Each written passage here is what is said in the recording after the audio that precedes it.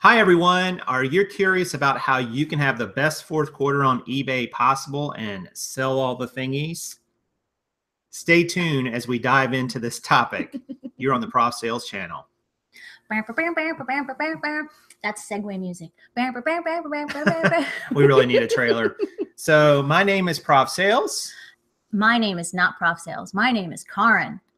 And you can see that down below, even though it looks like Prof Sales and Karen. So we are glad you joined us here today. This is the Prof Sales YouTube channel where we talk about reselling, being an entrepreneur, mindset, the thrill of the hunt. I mean, thrifting, picking, estate sales, garage sales. Grabbing all the thingies. What else am I missing? And you can't sell all the thingies unless you grab all the thingies. And that's what we're right. going to talk about today. And look, we're right now, this show is originally recorded live. And in the chat, folks are way ahead of me. So today is Jason's birthday. Yay! Thanks everybody for the birthday wishes. I am using one of my gifts here. Drink more water. We walk every day. So Karen bought this really cool little bottle for me, which keeps water very cold. I really bought it for him because he's incessantly reminding me, drink more water, drink more water. Exactly. So let's talk about the fourth quarter on eBay. What does this mean, fourth quarter? What is this? What is this thing you speak of, Prof, called fourth quarter? Well, you can define it a lot of different ways, but most people consider the fourth quarter to be the last 3 months of the year: October, November, and December. And the reason why the fourth quarter is so important is that this is when maybe you might even make as much as 40% of your sales for the year. So if you think about a quarter, it should be around 25%, right? Right. One quarter. However, I was looking at my sales last year and my fourth quarter last year, and this was with having an Amazon influence in the summer that I didn't have as much in the fourth quarter because I had quit selling as much on it. I still did 35% of my sales in October, November, and December. You may even do a higher number than that. It could even be as high as 50% for some of you, depending on what you're doing. So the fourth quarter is really, really important for you. Now, I know a lot of you are going to say, but I'm not selling anything that's Christmas related. I get that, but it's not really about Christmas items. it's not all about the Christmas. No, it's not about like, you know, necessarily toys and board games and video games and things like that. I mean, those are important and do sell really well in the fourth quarter. But people get in a mindset, wouldn't you say, to buy. It's a frenzy. Exactly. So fourth quarter is right around the corner. And we are shooting this show almost in the middle of August. So we've got about a month and a half to go before it starts. So I thought now would be a great time to talk about some prep tips. And I just want to say that we have a lot of people who are in the chat room. This is a live show, so we have people in the live chat. And they will be leaving comments and questions and so on, which we're glad to answer if we can, guys. So leave your questions. And if you're watching this after today, go ahead and leave a question or comment down below, especially if this is the first time you've been to this channel. Maybe you're a brand new subscriber. It's the first time you watched me and Karen. I would love to hear from you, hear what your thoughts were, and get any feedback you have, and or even just say hello. Because all questions are good questions, and you never know if the question that you have might be on someone else's mind as well. So what better way to share it than to put it as a comment on the video later? Right. That's exactly right. And so let's talk about some tips we have to prepare for the fourth quarter. And you guys, again, feel free to tag on to these and add on to them, and we will shout them out as you say them in the chat. First off, the thing that came to my mind was inventory, because, and Karen and I have talked about this, we were actually supposed to do an inventory at the end of July, and then something happened. What happened? I don't know, but something happened. Something didn't happen. Clearly, we didn't do inventory. And we still need to do it. So what does an inventory look like for eBay? Well, if you're only selling just a few items on eBay, this might not be a big deal. But once you get up in the hundreds and hundreds of items, or 1,000 or even more, you need to do a periodic inventory. Why? Because I promise you, you have something that is not listed that you think is, or maybe even something you have listed that really or do you have is not listed, or you have something listed that you don't have. So you need to do an inventory, and we're going to talk about that in a separate video. But basically what that looks like is you can download through something called the File Exchange on eBay a complete list of everything you have that's active. You can also do it for anything you've sold too, but you can download a list of all the things you have that are currently active on the site. Then you can compare that to what you actually have, either going and looking, not as efficient, or comparing it to maybe a spreadsheet or some other inventory solution you have to make sure. You need to figure out if you really have. What are you dropping over there? It was a lid. Rookie. You need to find out if you really have what you think you have and you're selling it for the amount you think, and so on. So doing an inventory is really important. And a lot of stores, now retail stores don't always do inventory in the summer, but some do. Some do it in January after the sales die off, but a lot of them will even do it in the late spring before it even heads into the summer. Well, and we chose July because this is the slow time of year for us. And we probably should have done it a week or two ago because now it's starting to pick up around here. Right. And those it's harder. Yeah, we don't have as much of our 168 now that as we thought we would to devote to the inventory. And I want to say, to add on to that, that the best laid plans and the best inventory systems are one thing, but here's a pro tip for you, folks. eBay makes mistakes too. And every single time we've done an inventory, we've found something amiss. Yep. And preventing one cancellation or one, sorry, Charlie, I don't have that pair of Miss Me jeans like I said I did.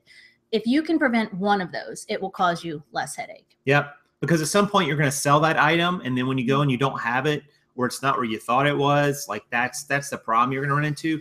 So I don't think you need to do an inventory all the time, but once or twice a year is not unreasonable to think about. So maybe every 6 months or so. Yeah, we do it twice. Once in the summer, and then once at year end for accounting purposes. Right. Really. Right. Because that's a whole nother topic for a whole nother show.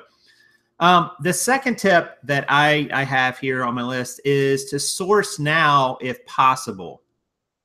So you're about to head into a time and you're going to do a lot more sales, right? So guess what? When you have a lot more sales, you're spending more time packing, shipping, asking customer questions or answering customer questions. And the other thing that's going to happen too is that if you're going to be selling more, so you're going to need more to sell. Let's say that you have 500 items listed and you want to stay somewhere around that number. Well, if you're only selling 5 items a day, you only need to source 5 items a day. But now here comes the holiday, and all of a sudden you're selling 10 or 12 or maybe even 15 items a day. And if you haven't sourced already, then you've got to go out and do it in the moment. And that's tougher because you're already spending more time on selling, packing, shipping, dealing with customer questions. It all becomes that time constraint. So I think it's better to have a surplus on hand for sourcing right now in August and maybe even September if you can. Well, and you have to up your game. If you're only used to sourcing, or like we took some sourcing time off this summer, believe it or not. But if you're used to sourcing, 20 items a week, just think about it. It's easy math. Your sales are going to increase, so you can't sustain, you can't maintain on the same because you're selling more. So you're instead of growing, it's not. So it's this. Right. And your sales will drop off because you have less and less listed and so on. Like you'll get great sales, but then because you're not keeping up with it. So it's a vicious cycle. It's a great problem to have. It is a great problem. But it is a problem. Yeah. So just, up your game because sales will increase, and you can't go into I think the point with that line item more than anything is that you cannot possibly go into fourth quarter expecting to kill it if you're not willing to up your game as far as how you get there. And you can make the case that depending on how you source, let's say you source retail clearance, you can make the case that you should have been sourcing for the fall back in probably the spring, when a lot of those items, if you were sourcing retail stores and their clearance sections, that's when they would go on clearance, is when spring hits, when they start putting their winter stuff on clearance. So you're going to need to source it even earlier. But whatever your sourcing plan is, now is the time to do it if you are in fact slow, which a lot of clothing resellers are right now. but I would do it now if you can. If you've got any extra capital, put it in now, use it now, get items in. As someone said in the chat, list your death piles first. Yeah, if you have stuff you haven't already listed, count that as your sourcing. If you estimate you're going to sell, let's say, I don't know, 600 items between October, November, and December, you're going to need 600 items. And it would be great to come into, those months already having sourced all those items, because sourcing takes a lot of time. Yes, it does. It's a big time suck. I mean, it's necessary, but if I told you, hey, go out and source 100 thrifted items at thrift stores, it's going to take some time if you're not doing a bin strategy and getting really low cost. Like if you're having to go around and pick specific brands, specific items, that's going to take some time. And if you got to do it for hundreds and hundreds of items, it really eats into your time. And you're not going to have as much time in the fourth quarter. Well, and I think a little discipline would help here. Because remember the other day we were talking about how somebody, took that $20 and showed how it went from 20 to 100. Yeah, I think that was New York Thrifter or something like that. Right.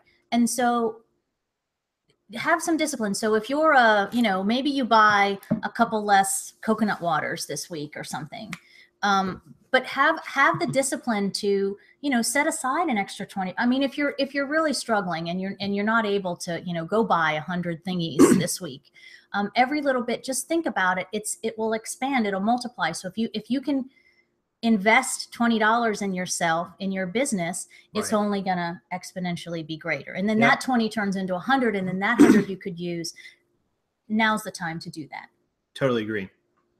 Number 3, third tip, stock up on your supplies for shipping, packing, office supplies now. Now is the time to get your free USPS supplies if you're getting them from there.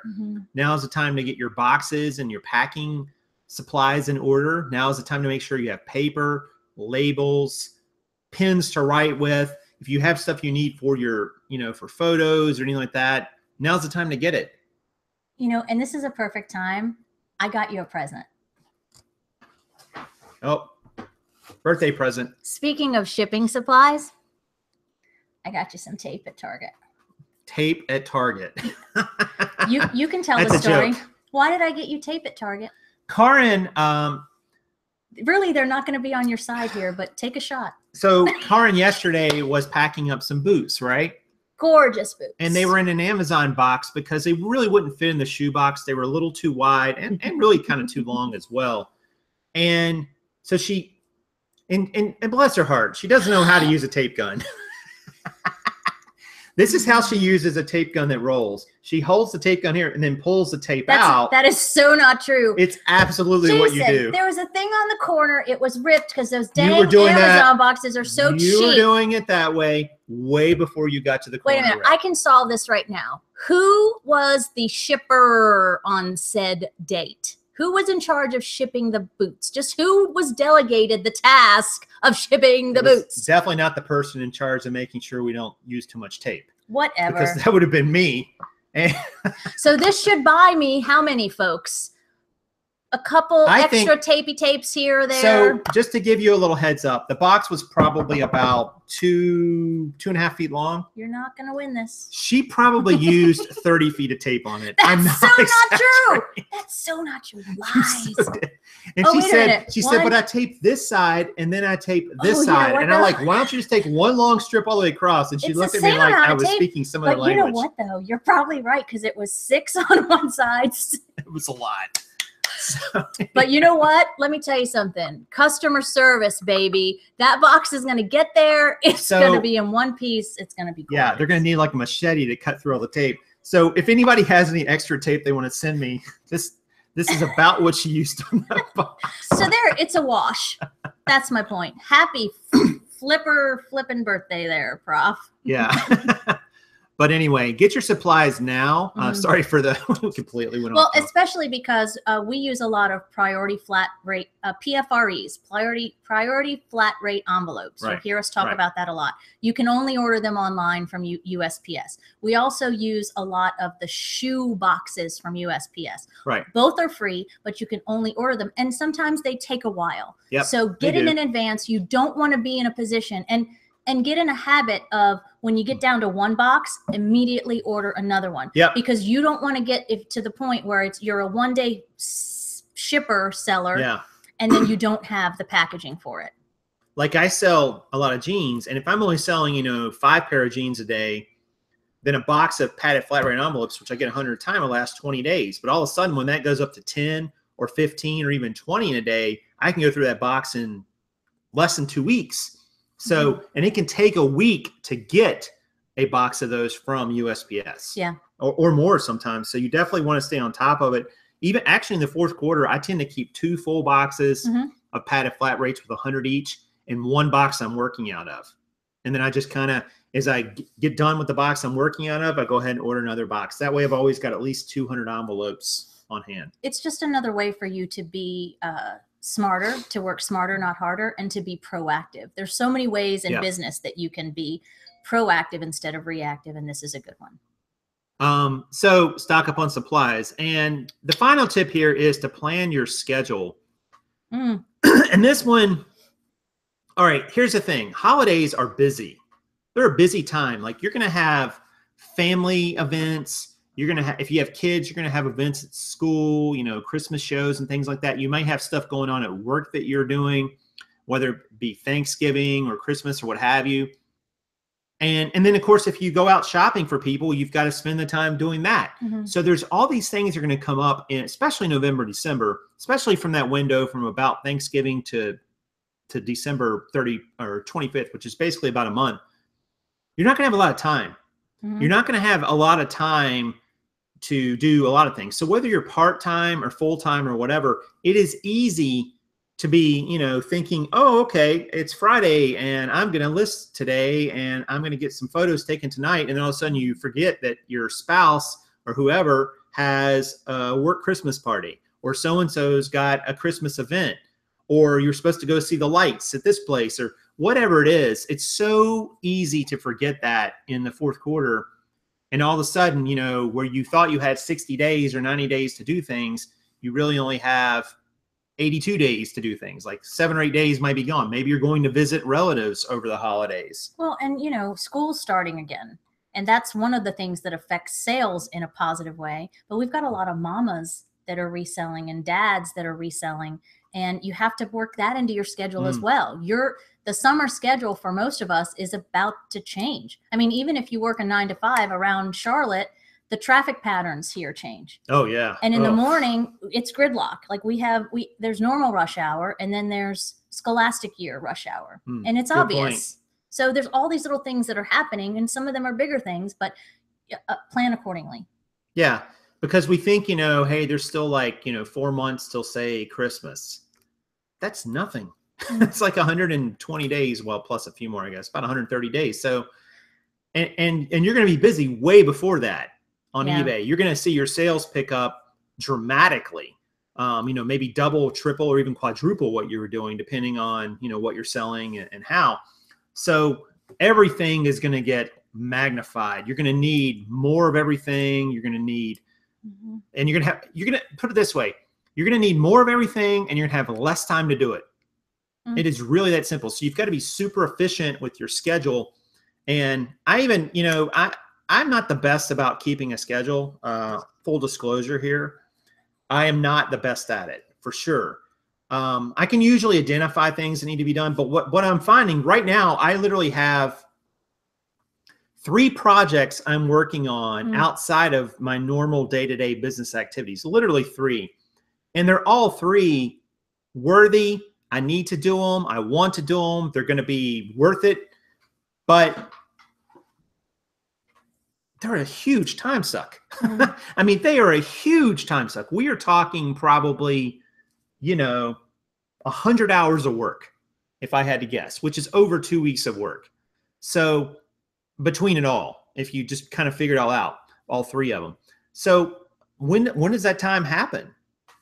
So if I don't have some sort of schedule to keep me on point with those, and I was talking to you today about some stuff I was going to do, hey, I'm going to use this to keep me on point with getting these things done and hitting deadlines and so on. It won't happen. Well, and you just said it, the big thing, and that's not including all the other stuff that goes on around here.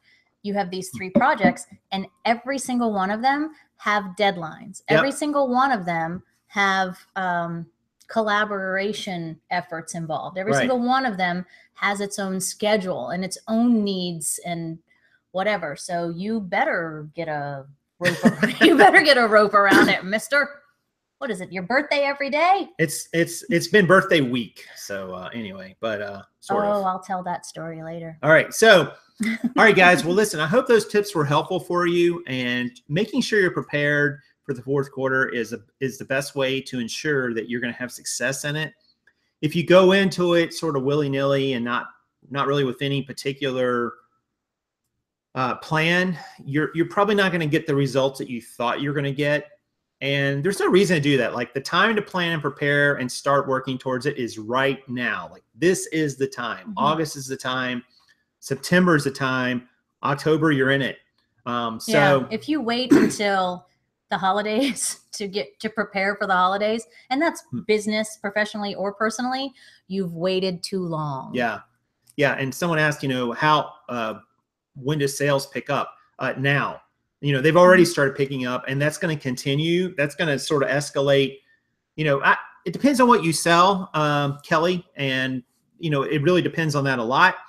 But if you're selling any kind of clothing, this is about the time. Like, as soon as you start hitting the back to school thinking and planning, that's when you're going to see sales start picking up, because people start realizing they need things and so on. And it's just kind of the way we're built. I mean, we tend to shop in the fall for all kinds of things that we wouldn't shop for the rest of the year. The fall and the spring. And then winter's its own animal with the Christmas rush, I guess. Yeah.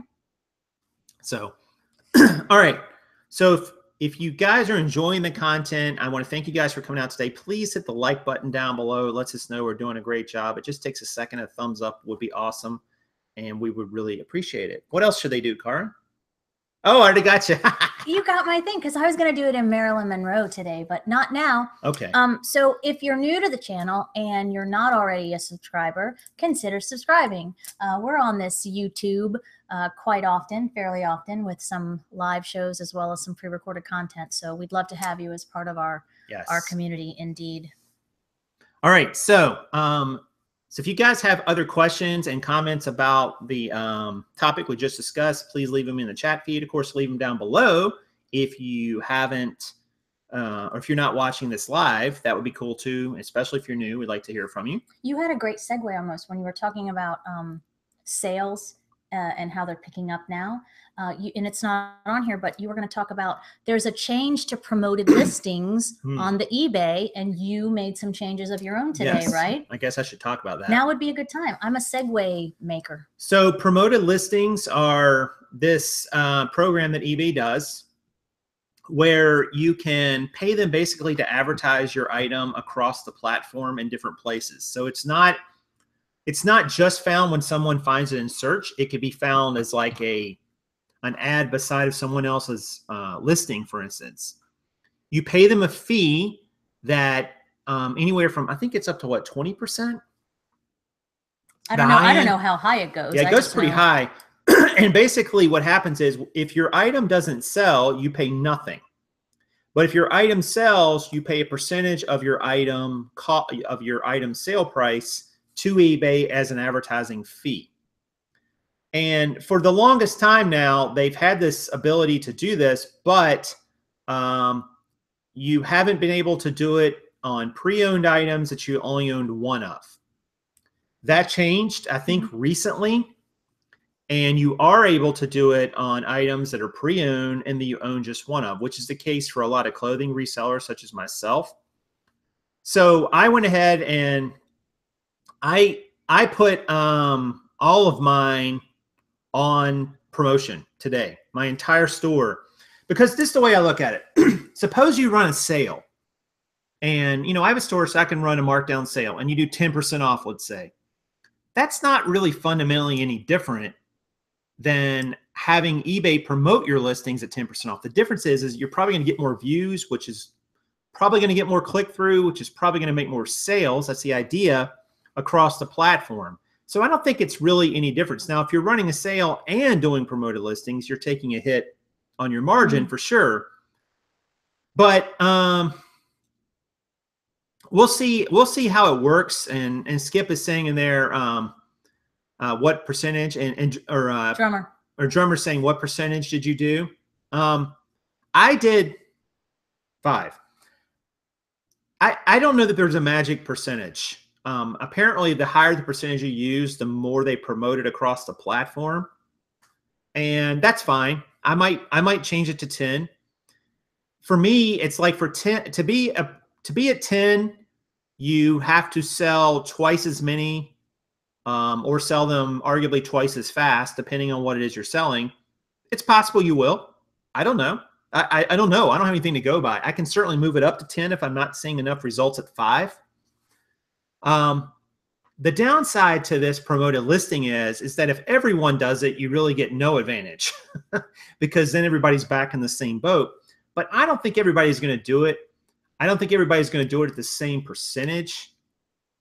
I do think it levels the playing field a little bit between people who have a store and can run markdowns versus people who don't, because now they can do promoted listings, I believe, or maybe you can't do it if you don't have a store. I'm not sure on that. I probably shouldn't say that. Yeah, and some people in the chat are saying they're at 10%. Yeah, you'll definitely minor 10% also, but if I end up putting the whole store on that, will double my eBay fees. Yeah, I guess that's true, Skip. You would about double your fees because, yeah, you'll basically pay, you'll still pay 13%, but then you'll also pay an additional 10%, which is about 23%. So yeah, for sure. But I don't think that's any different than putting it on sale. I mean, you know, it's, if you take 10% off your item, your fees would go down a little bit because it would be the same, the 13% on a lower amount, but you're losing some margin. I mean, I guess it's a little more expensive than if you just mark them down, but the extra exposure might mean you might sell through quicker, theoretically. Lots of factors here, guys. I mean, business is not, there's not like a rule book that tells you exactly how to do it all the time and do this and you'll be 100% successful. Don't know. And there's lots of people in the chat who are saying that they're doing this. So we're all going to kind of be in this together and see what our results are. You know, with jeans, for instance, they're a lower end commodity item. So there's not as much margin to play with there. That's why I chose 5% instead of 10, but maybe I'll move up to 10. You know, if I can sell them through quicker, it's worth it. Well, and it's interesting to me that it's this single item, used item opportunity has come up now, because for clothing resellers, it's going to pick up right now anyway. So I don't know, take it with a grain of salt as far as how you gauge it, I would say. Right. Because all we have to compare is years past. So I don't know. There you go. So we shall see, but definitely worth trying, I think, if you haven't tried it yet. And you can do it on a smaller run. You don't have to do it on all your items. You can choose the ones you want. It's a little clunky. I found the way to do it. I don't know if anybody else had a better best practice, but my experience was with it, they download a spreadsheet of all the ones you chose, and then you go in and select the percentage on each one and then re-upload it. I don't know. I found that a little strange. Like, I don't know, maybe there's an easier way to do it. I don't have a lot of experience with it if somebody knows, but that's what I had to do. And I thought that was a little bit clunky in terms of how they did it. It seems like they'd have a form. But I mean, it wasn't hard. It was just weird that it was sort of that old school. I don't even know what school that is. That's not even old school. But you did like how you could, because when Skip brought it up earlier, yeah, it was difficult, maybe a day or so ago, Skip, I don't remember, but it was you weren't able to do everything at once. You could only do single line items, and now that's changed. So it's clunky. So my words to you this morning were, you know, give it some time, and maybe that, they'll work it out. That clunk will go away. Did you want to talk about this or no? No secret. Oh, cha-ching. Did you want to talk about it or no? Other than networking, sure. Okay. Yeah. Oh, that's a great YouTube Cha-ching? Story. No, that's a great YouTube affirmation. Oh, it really Remember is. I told you that the other night? So why don't you share with our friends here what all right, we're talking about? I don't know. I want to make sure I can talk and say enough about Just a little bit about it, and then we'll talk more about it after or later. Okay. So, all right. You know how a lot of people say, they ask the question, what's the value of being on YouTube, creating content? Are you giving away all these secrets and, destroying the market and blah, blah, blah, and all this bunch of crap? So it's my birthday. I can say what I want. I didn't know this is the direction you were going, but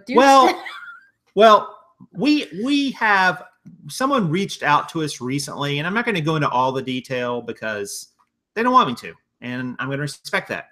But someone reached out to us recently with a really good sourcing opportunity that could really be beneficial to us for this fourth quarter. As a matter of fact, we could go get a big chunk of sourcing done potentially in one fell swoop.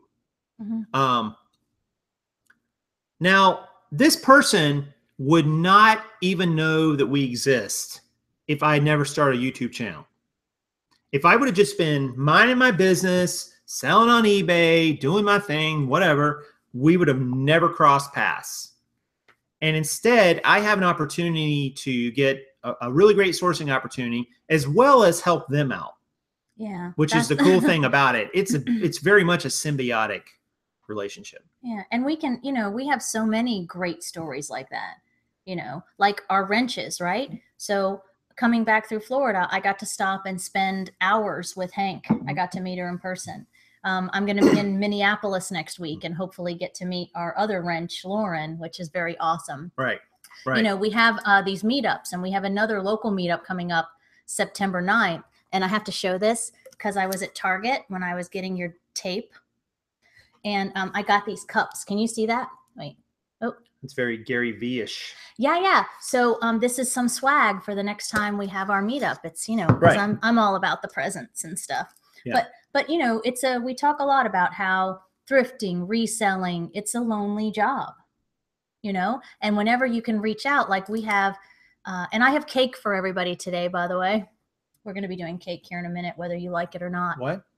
Yeah, I have cake. They can virtually have a piece of cake. Oh, you can have a virtual piece of cake. Yeah. So, I don't know what that means. We have these opportunities where we can get together and we can support each other and we can make friendships through this platform. And I think that's awesome.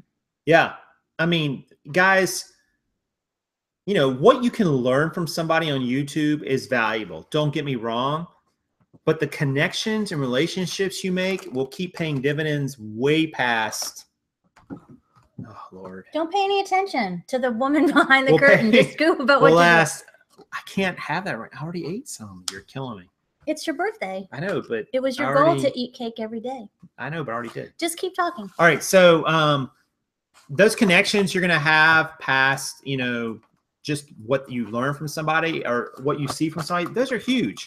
So you've always got to be evolving and looking for opportunities to make new friends, to make new, networking with new people. You never know where it'll lead. So I'm really happy about this opportunity that's come up. I hope it's going to be amazing. Even if it's not, it's still going to be pretty good. And I'm going to, be able to leverage it into something pretty good. Isn't that gorgeous? She's got me distracted with cake. So yeah, so that'll be fun, right? So Clarence just says, I'm searching for the perfect bins for jean storage. Any advice? And happy birthday. Thank you for that, Clarence. I appreciate it. I don't have any, the perfect bin. Boy, that's a great question. I never found it. I tried and tried and tried, but not these shelves. I don't have a picture of them. Those shelves, the shelves that we have upstairs, the black shelves, they will hold about 42 pair per shelf. But if you put bins on them, they will not hold that many. It will be significantly less.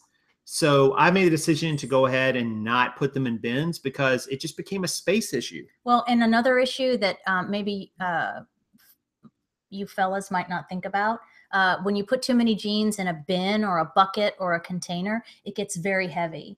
And if you stack them on top of each other, you're really putting your body through more work and strain than you need to. Yeah.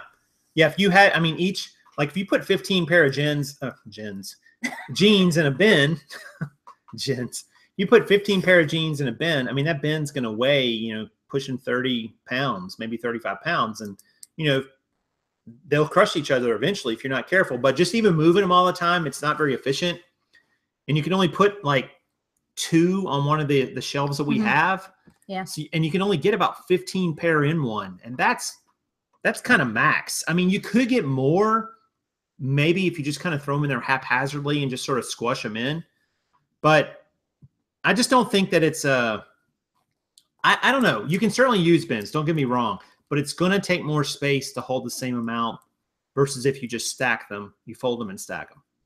Kelly brought up, my sock goddess brought up a question earlier that I think we've let go, but she brought up the PayPal merchant financing thingy. Oh yeah. I don't remember what it's called, but Kelly, I wonder if you've participated in that.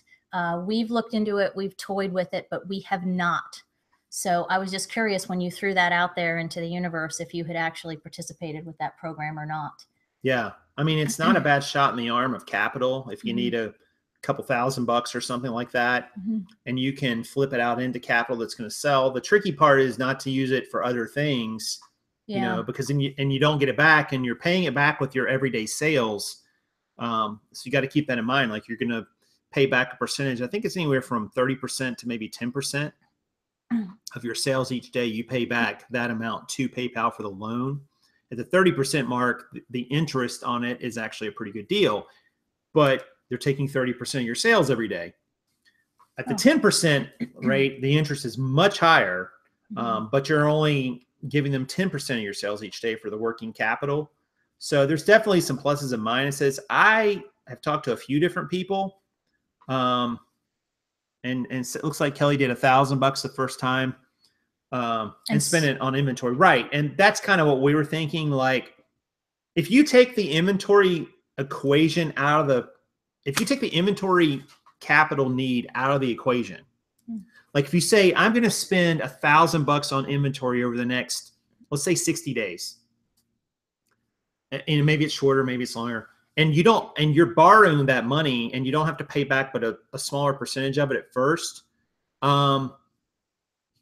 you know, that can have value, because now you're not pulling $1,000 out of your budget. You're not having to wait to sell $3,000 worth of items. That's probably what it's going to take, you know, more or less, maybe even more than that if you're paying yourself and you're living off of your business. So that's kind of a big benefit. You can still get the benefit of the sales and with some interest cost for the loan. I'm not a huge debt proponent. I mean, I think anytime you can do it without debt, you're better off. But there are times when it makes sense, and if you do it responsibly. Yeah, again, discipline. You can't, and in Kelly's case, she spent it all on inventory. She's getting ready to do it again she's upping it to 1,500 instead of 1,000. So that's awesome. And we know that she's all about the socks, so that's what it's going to go for. So a $59 fee on your 1,000, which is 5.9%, and then a 10% repay. I mean, that's pretty good. If it only costs you 6% to borrow that money, that's not much. I mean, that's actually pretty good. I mean, that's a good rate of interest. You know, a credit card would be triple that, for sure. So definitely something to consider. She barely noticed the 10%. Yeah, and I'm definitely considering it this year. I'm considering doing it, only because if I don't have to take that money, because I'm in the position, I know some of you guys are not, but I'm in the position where I have to pay myself each month too, and that takes a chunk of cash off the table. And when you combine that with having to source too, all of a sudden there's not much money left to grow the business if you're not careful. But it's a decision every person's got to make for themselves. And I'm not going to sit here and say my way is right, or my, you know, it may or may not be right for you. And there's lots of factors that go into it, obviously. I didn't know it was that low a percentage interest rate on it, though, at the 10% repay mark, Kelly. I thought it was higher than that. I had a good experience with it that's getting ready to pay off theirs, or someone else that said they would never. So again, it's a balance. You got to do what works best for you. Some of it is going to involve risk for sure. But just, I mean, the bottom line with all of this is that you need to educate yourself, and you have to be realistic with what you're capable of, what you're willing to do or not do to support your business. If you're going to take that risk, and I think it is a bit of a risk, yeah, on that money, then you darn well better, like you said, and like Kelly Yeah. did, put it towards your business. Yeah, and you can do the math on it very easily because, you know, if you borrow $1,000 to go buy 200 $5 items, you can, you know, hopefully if you have records from last year about how quickly you're going to sell through on those 200 items. Make on them. And that's going to give you kind of a rate of return on your $1,000 loan, if it's worth it or not, because you can look at, all right, well, I'm going to make back items for 20 bucks. I'm going to clear 10 on each one. So I'm going to make $2,000 back, free and clear over the time of that loan. Maybe that's a good rate of return. Maybe it isn't. It just depends on how long, you know, before you can get your money back out of it. But if you're going to do it, this would be, do you plan selling new shoes in the future?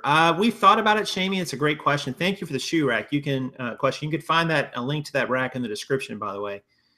We do plan on selling some new shoes. We obviously pick them up when we can get them, but actually going in and buying them in bulk, I don't know if I'd want to go that heavy into them at this point. Shoes are a little trickier because of sizes, colors, varieties. But it's safe to say we're definitely looking for our own version of replenishables, buying something in bulk. We don't know what that looks like yet, but we're actively seeking that out. Yes, totally agree. All right. So, just one quick reminder, guys. We do come on every Monday, Wednesday, Friday at 2 o'clock Eastern Standard Time. East Coast is the best. East Coast is the best coast. Woo, woo. So if you want to catch us on during the week and be on part of this live show, 2 o'clock Eastern Standard Time, Monday, Wednesday, Friday. And we do other one-off shows as well from time to time that are live. But just wanted to throw that out there.